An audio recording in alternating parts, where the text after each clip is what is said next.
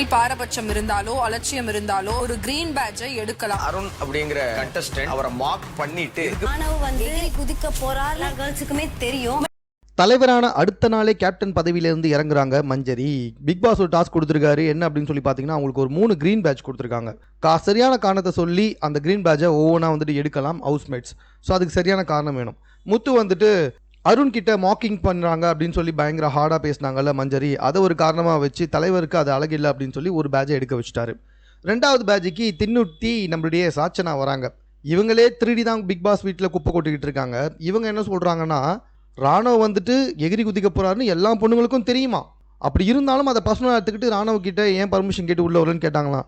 அடியே சாச்சனா, எல்லா பொண்ணுங்களுக்கும் தெரிஞ்சாலும் பர்மிஷன் வாங்கி தானே உள்ளே வரணும். நீங்கள் பர்மிஷனே கொடுக்காம உள்ளே விட்டதுக்கு உங்கள் எல்லாருமே வச்சு விஜய் செய்யறதுக்கு சான்சஸ் இருக்குது.